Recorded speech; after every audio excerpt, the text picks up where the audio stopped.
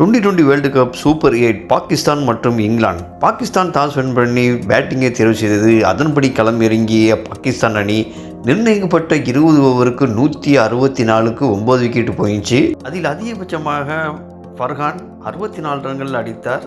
பாபர் அசம் மற்றும் ஃபக்கர் ஜமான் 25 ரன்னும், சதாப் கான் 23 ரன் கடைசியில் ஒரு அதிரடியை காட்ட மற்ற பேட்ஸ்மேன்களில் ஒற்றை இலக்கில் அவுட்டாக இறுதியில் பாகிஸ்தான் 164 ரன்னுக்கு 9 விக்கெட்டு போயிடுச்சு.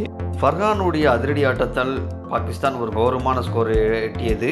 இங்கிலாந்து தரப்பில் ஆர்ச்சர் மற்றும் ஓவர்டன் 2 விக்கெட்டும், டேவ்சன் 3 விக்கெட்டும், ஆதில் ரஷீத் 1 விக்கெட்டும் கைப்பற்றினர்.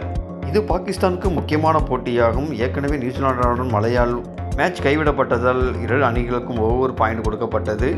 165 ரன்கள் வெற்றியுடன் களம் இறங்கிய 2வது இன்னிங்ஸ் தொடங்கிய இங்கிலாந்து அணி ஆரம்பமே அதிர்ச்சி.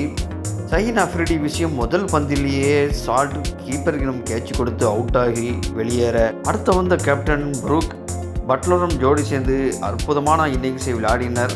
மறுமுனையில் விக்கெட்டுகள் விழுந்த போதிலும் கேப்டன் புரூக் அற்புதமான இன்னிங்ஸ் ஆடி இங்கிலாந்துடைய வெற்றிக்கு மிகவும் முக்கிய பங்காற்றினார். மற்ற பேட்ஸ்மேன்கள்லாம் ஒரு பெர்ஃபார்மன்ஸ் ஒழுங்கான ஒரு இன்னிங்ஸை விளையாடவில்லை. தனியால் ஒரு சிங்கிள் ஆர்மி போல விளையாடி இங்கிலாந்து வெற்றிக்கு உறுதி செய்தார் ஹரி புரூக். 51 பந்தில் 100 ரன்கள் செஞ்சுரி அடித்து இங்கிலாந்து வெற்றியை உறுதி செய்தார். ஹரி புரூக் 100 அடித்ததாக அப்புறம் ஷஹீன் அஃப்ரிடி பந்தில் பவுல்டாக ஈஸியாக வெற்றி பெறக்கூடிய இந்த மேட்ச்சு ஜேக்ஸ் 23 ரன் அடித்தார். அவரும் அவுட்டாக இறுதியில் மேட்ச் ஒரு ப்ரெஷர் மொமெண்டில் போச்சு. வெறும் 17 பந்தில் 5 ரன் தான் அடிக்கின்ற சூழ்நிலையில் 6 பந்தில் 3 ரன் தேவைப்படும் என்ற நிலைக்கு மாறியது.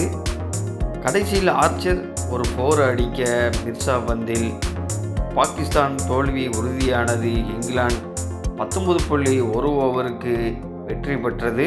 இந்த வெற்றி மூலம் இங்கிலாந்து 4 புள்ளிகள் பெற்று உள்ளது. அரையிறுதி வாய்ப்பு பிரகாசமாக உள்ளது. பாகிஸ்தான் 1 புள்ளி பெற்றுள்ளது. அடுத்த மேட்ச்சு ஸ்ரீலங்காவுடன் உள்ளது மேட்ச்சு.